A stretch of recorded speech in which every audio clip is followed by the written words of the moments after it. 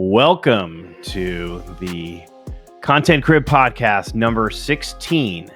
I can't believe it, Chris. How are you today? Doing fantastic. Just coming off a wedding weekend. My buddy from college just had a lovely nuptial event in New Jersey. We had a fantastic time. How about yourself? Well, I didn't have that much fun.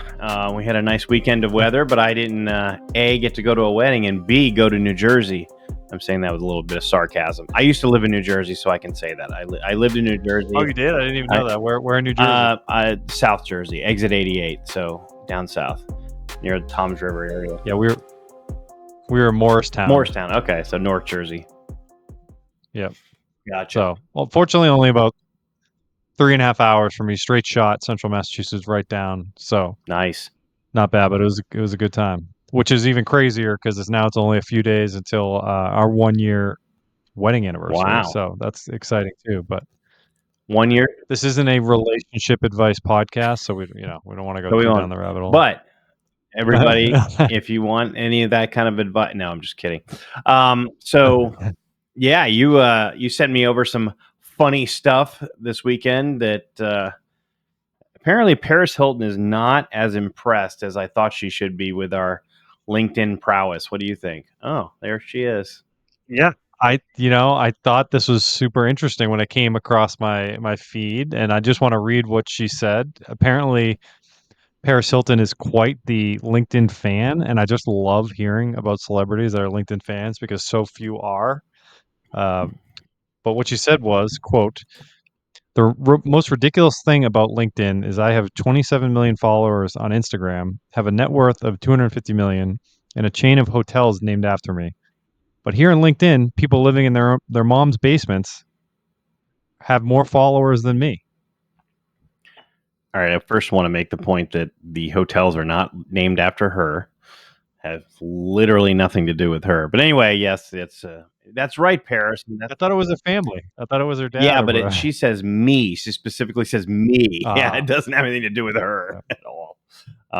Sorry, I know I'm going to get my Paris Hilton hate comments to come through, but yeah, that's the beautiful thing about LinkedIn is people are actually here for substantive information that they can utilize and actually tune in and want to know what people are thinking on LinkedIn, not just watching somebody walk their dog down the street. Well, yeah, I think there's a strange truth to it about LinkedIn, and that attention doesn't follow fame or wealth or legacy. And you can be a billionaire, millionaire, or whatever, with a global brand and still lose to the algorithm to someone posting from their bedroom in their parents' house. Yep. And as I told you this weekend, my mom has a pretty nice basement. So there you go. Yeah.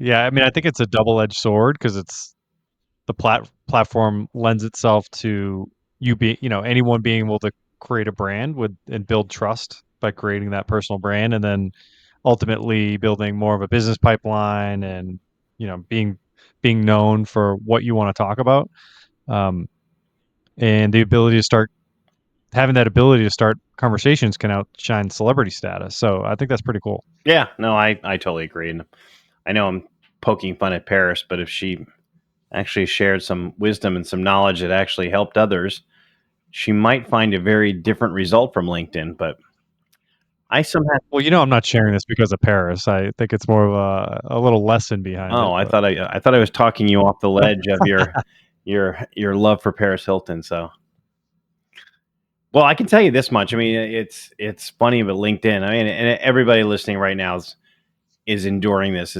Everybody's impressions are going down. I mean, it is what it is. It's because the algorithm is refining who's going to see your content. I was talking to a buddy of mine who I used to read all his stuff every day, and all of a sudden I realized I hadn't seen any of his stuff in like months. And he's like, "Oh, I'm still posting every day," but I realized we're kind of not in the same space. I do enjoy what he has to say, so I went back out and kind of commented and catered my feed to what I want to hear. And I wrote about that in the newsletter this week, just that there's so many people who are listening that, get just caught up in their social media feeds of watching people fight and cat videos. There's nothing wrong with cat videos if that's what you like, but um, things of that nature. And if you search for things or marketing ideas, MBA class marketing ideas, things of that nature, your feed changes dramatically.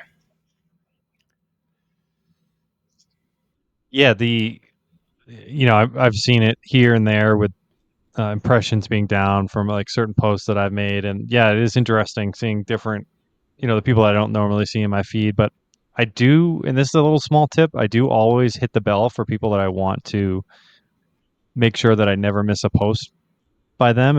And for those that don't know what that means, you just go to the profile of someone that you want to, learn from or make sure you don't miss a post, and there's a little bell there, and you can hit that, and then you'll get notification every time they post. So that's helped me stay in touch with people and try to beat the algorithm. Yeah, that's a great idea. I didn't even think to do that. That makes a lot of sense, and um, there are some that I've done that with. So thank you. See, I've learned something on the 16th edition of the Content Crib podcast. Well, you're going to teach us something because I have a question for Okay. you. How about that? All right. All right. So let's say theoretically, zero budget, right? Yep. Content playbook. If you had 90 days and you're sitting there and you're a healthcare founder, a doctor, a CEO, or an individual, high level forming individual looking to grow their brand and become more hireable. If you had 90 days and no budget, how would you grow a healthcare founders or whoever we were talking about authority from scratch? What would you do in 90 days? I know because we've done it. So let's do it again right Yep. now. Yeah. So you obviously know what you want to share, who you want to target, those type people. I would immediately kind of frame your 90-day journey. And that starts with who you are, what you do, and who you help. Answer those three questions and then start. And I would post 3 times a week, and then I would go out and talk. I would comment on those that are also sharing or are sharing and that you see as your ideal customer, whoever that may be. Now, here's a little bonus tip. I would specifically go out and target those that get major um, draw Engagement. engagement. Oh my gosh, I couldn't remember the word. Engagement, yeah, major engagement on every time they post, because that's where the traffic's going to be. And if you can find your ideal customer out in that base in that pool of people, that's what you want. So when you engagement, and then also the personalized video DM. That's what I would do. And if you're still, some that are, somebody that's out there that you want to connect with, send a personalized video introducing yourself, give them some great value in that video. Don't ask them for anything. And please, please, right now, everybody listening to this, the millions that are listening to this right now, do not pitch slap somebody with the first video. It's a horrible idea. Do not do that. And now you're like, what's a pitch slap? It's like, because the first time that you have any engagement with somebody, don't go to the video of, hey, this is what I do. And for $19.99, don't do that. Please don't do that. Anyway, I'm on a roll. What would you do, Chris? I think that's fantastic. Very similar. I think to just put it in a quick, like, this is what I would do. I would start with cleaning up my profile. So the basic stuff. Figure out what we always talk about in Content Crib is talking logo. So not just like CEO or founder at company, right? Figure out who you help, how you do it, and what happens when you help these people. Um, Strategic engagement, network building. So like you said, exactly identify, those 50 to 100 leaders, investors, fellow people that are similar to what you're trying to do, and then your ideal clients. And then I think this one is huge. And we talked about this in the Content Crib RX cohort with, we talked about it with Tony Summer and what he does with his Friday, wrap up, something like a weekly content series, maybe Healthcare Founder Fridays or Building in Healthcare Mondays or something that starts to attract some interest. So that's your content asset that starts to build your authority and your trust for who you're trying to educate and ultimately do business with.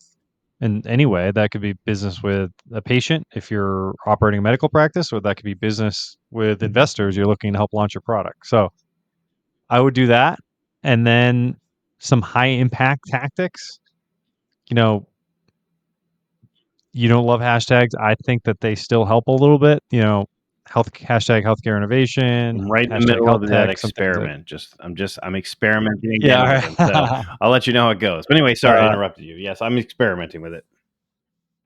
yeah, not the biggest impact tool, but I think more impactful is sharing the stories based on how you help people, or stories of experiences with the expertise that you want to share, because stories are the best. People read them, they want to engage in them, they relate to them immediately when they start reading them. And then you highlighted the best, right? Commenting on posts from people thoughtfully, right? Yep. So commenting is so slept on, and we talk about it all the time, but it's how I've made some of my strongest relationships and friends on LinkedIn, is commenting, and not just to do, business with per se. So that's what I would do. And you know, you could also do some other things like commenting on posts from like publications or different blogs or article shares on LinkedIn. Yep. And the word that I want you to all remember whenever you're commenting or you're reading or you're putting out your own post is value. Value, value, value. Don't comment on somebody saying, "Hey, that's great. Thanks for doing that. Really good idea." Like, really give some value. Like, "Hey, I wanted to let you know this and this that you've taught me is, have you ever considered this?" Something of that nature. You want to provide value every time you're communicating with somebody, which is pretty easy to do. Just think about it that way. 100%. And then, so controversial turn on this topic was my question to you, was if all this content is being created, right? And some people are concerned, well, where this is going, if impressions are down. If AI ghostwriting makes long form content and thought leadership abundant, will the real moat for someone be curation in live, unpolished, in an unpolished voice? Maybe that's video, maybe that's shorter posts, maybe that's more edgy posts, or do you think it's maybe something else, or a combination of all of it? I absolutely think it's going to be a hybrid approach. I think it's going to be you're going to have your own curated voice.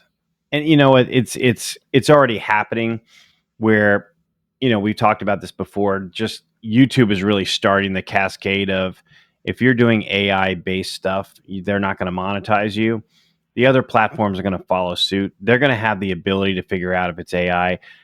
They're going, and it's already happening. They're going to know if it's AI being posted. So you want to have your own voice that really resonates with your audience. And then video. I mean, I know a lot of people don't like to do video. I get it. I didn't like to do it. I can finish Chris's sentence. Like, I'm sure he didn't like to do it. Um, he's shaking his head no for those who are listening. So, but that's the way to get through the AI noise. It's kind of like, I had this conversation with somebody this weekend, and it's kind of like, if we're in like the infantile steps of what television used to be, if we could all think about that. And then they only used to have a few commercials on, and people would watch the commercials and they would be very intent. And now we can't wait to make commercials go away from everything we watch. It's just too much, and we have to watch it in live sports. And that's why Budweiser puts on 612 of them during a game. And but this is the same thing with AI noise. So anyway, I took way too long to answer that question, but it's really all about your own unique perspective and voice. Yep, 100%. And I want to talk about personalized video because I still think it's Yep. underutilized. And I did some deep digging and throwing it through some AI models on like the lifespan of personalized video. It actually got brought up at the wedding I was at. My college buddy, who I didn't even know I figured I was connected with him on LinkedIn, but I didn't know like he followed my stuff that closely.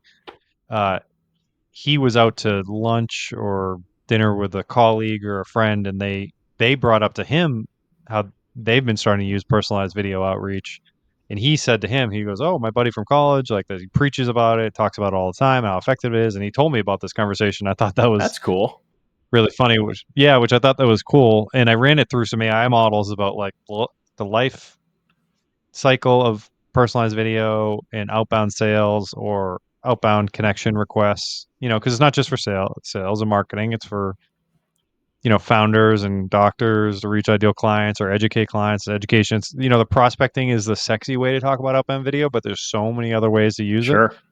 And it ran it through these models and all these different scenarios. And if AI gets better at video to look more human, and it still said 3 to 5 years minimum that personalized video will still be effective because of imposter syndrome, because of people can tell it's still a human behind the camera sending a video with the messaging. Yeah. Um, and I thought about it. I'm like, okay, let's still dive into personalized video. Let's still focus on it. I'm going to still work on it and spread the good word. But what is the next trust trigger? And that is something I just got completely stumped on, and I just still can't really wrap my head around it. And I didn't know if you had any thoughts on that. I think the next trust trigger is going to be very raw video footage of you doing what you do in daily life, and that's going to be your That's a great message. answer. It's Yeah. it's going to be it's going to be lack of a term that probably makes no sense, but like a camera just sits up on your wall and just watches you all day and doing Truman Show. We're entering the we're Truman entering Show. the Is that what you're Truman saying? Show, and people are going to tune in to see what the heck you're doing, and you're going to be able to send out content right from there. That people are going to be, there's going to be the ability. I'm going to get real crazy and deep. That feed is going to be AI is going to be able to take that feed, cut up videos automatically whenever it wants to, and send them to your ideal customer. That's what I think the next step's coming. But it's going to be you doing it. It's as far as you doing your daily routine. And I could be totally wrong, but that's what I think. I think that there's a high chance that you could be right, and I'll tell you why. It's because the reason why we do this podcast is just, we're just recording ourselves talking about topics we talk about all the time, and people log in because they want to learn about the topic or they want to see what Chris and Eric are talking about. Yeah. So I think that it's the same way when you scroll through TikTok or Instagram and people doing weird stuff on video and interesting stuff or animals.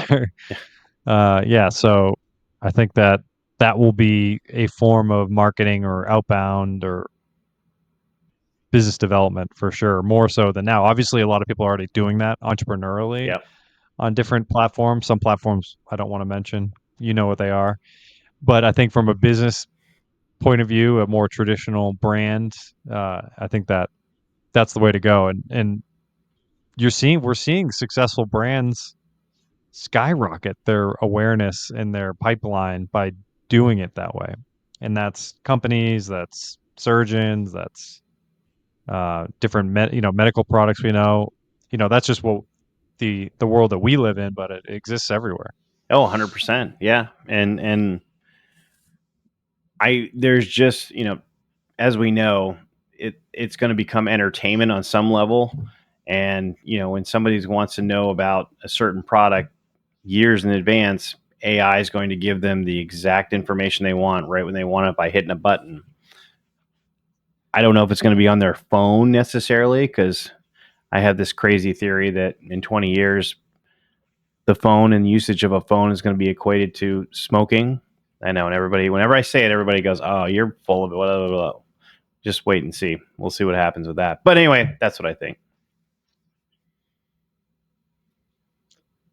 Yeah, the addiction is definitely real. And you got me thinking a few minutes ago when you're talking about ads, and I feel like I'm just on like ad commercial overload. Like every corner of media is finding some way to like drive more ads in.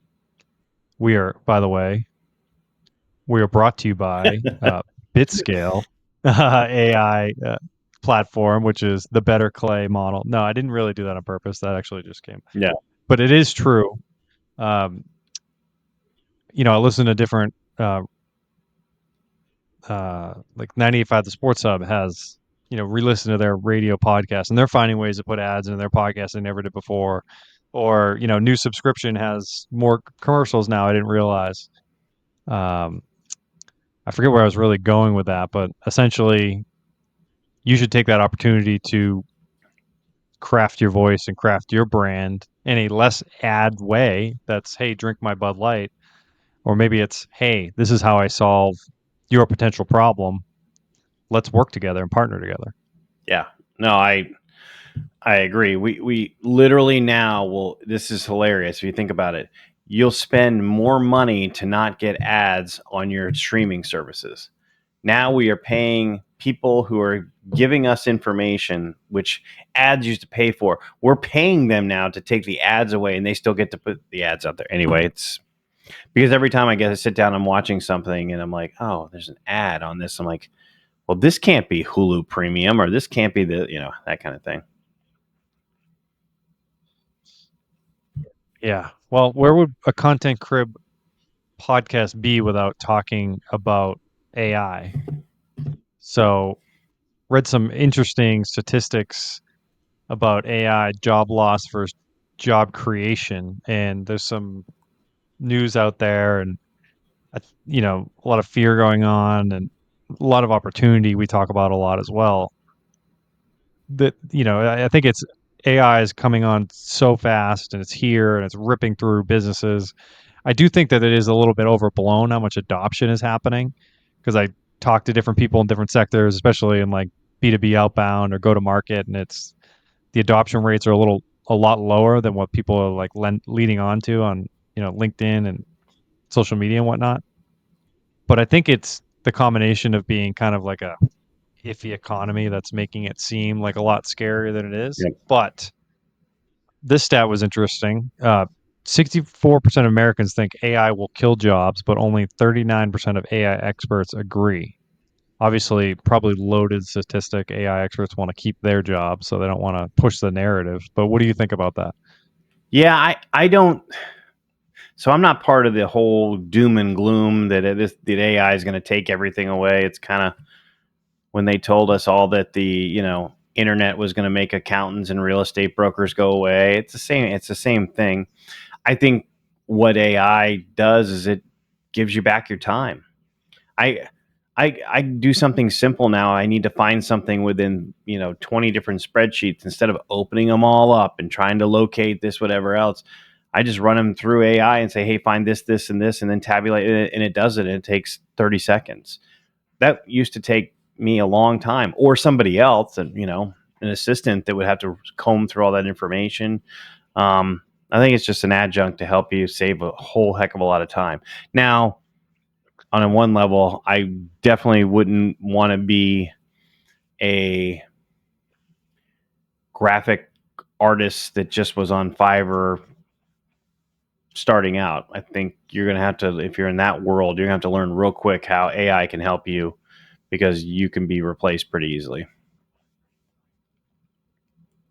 I agree, but there's also opportunity too, because I think that small business is going to be so slow to adopt some of the stuff, Oh, and yeah. small business, medium business makes up so much of our economy that still people are going to need it. So you can learn how to do AI graphic design, but learn other things too, Yeah. right? So it can be part of your suite of offerings. It's similar to what you're saying. I think when you talk about wanting to accomplish different tasks, you're doing a lot more than maybe you were before because you're using it the right way, Yeah.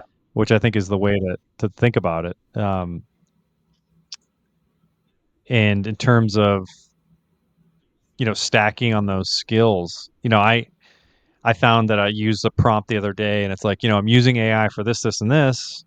What else can I learn, or make me like a 2-week plan of other things that I can learn that will make me even better or more efficient at these projects that I'm working on. So that was a prompt I put in to Claude that gave me back some ideas to execute in the next couple of weeks on the projects I'm working on, as well as gaps in my AI knowledge. And I'm not going to do all of it, but at least gave me a couple things that I'm like, okay, this is what I'll do, and this is what I'll do, instead of just kind of hanging in this high school level of AI experience, AI knowledge. So I think long way of saying You got to grab the bull by the horns these days. I think it's just the way it's going.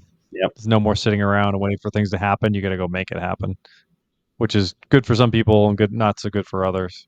Yeah. Well, it's a wonderful tool to help you in so many different ways. It really is, and you need to embrace it. Yeah, yeah. And I read this other statistic. What was it? I'm pulling it up right here. Wealthier nations and skilled workers are adopting AI far faster. Poor regions lag. So that made me think: is AI widening the global inequality? I thought this was an interesting talking point.